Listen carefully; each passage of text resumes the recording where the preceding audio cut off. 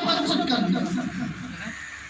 सिर्फ ये बातें 34-35 साल से होते रह गई, हिंदू बनेगा, हिंदू का राज होगा, मुसलमान का राज होगा, अगला का राज होगा कि पिछला का राज होगा, अगला आया, पिछला आया, हिंदू आया, मुसलमान आया, लेकिन हम वही तो वही भी खड़े नहीं रहे।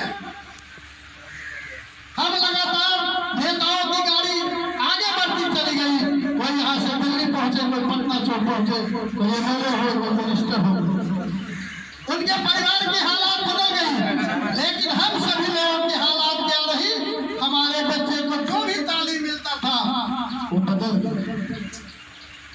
180 लोग जिनकी आमदनी 100 से कम है प्रतिदिन, उनके बच्चों के लिए जो स्कूल गांव के अंदर खुले थे, वहाँ स्कूल के बदले सिलेट की और किताब के बदले में प्लेट थमाया गया, मध्याह्न भोजन का खिचड़ी थमाया गया।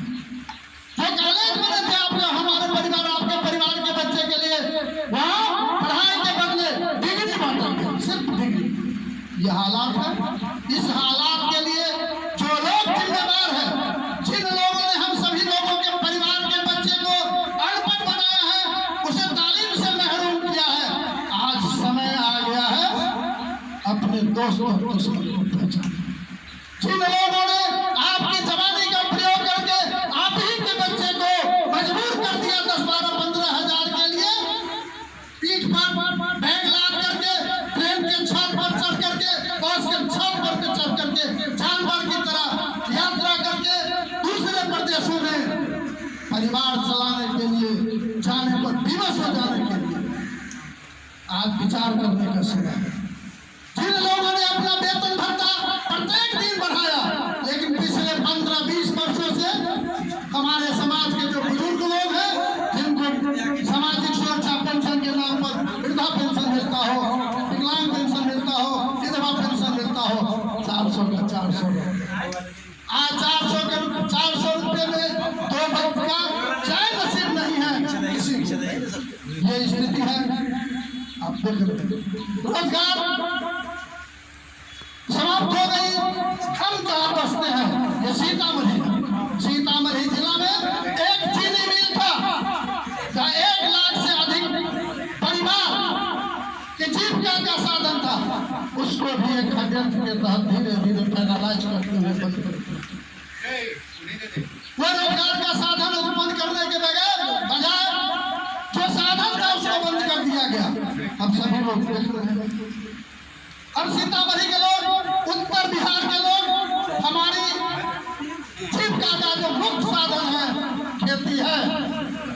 खेती, हमारी खेती और आपकी खेती निर्भर करती है प्रकृति पर, बरसात पर, मौसम पर, लेकिन सीतामढ़ी का अधिकांश हिस्सा निर्भर करता है नेपाल में होने वाली बारिश पर।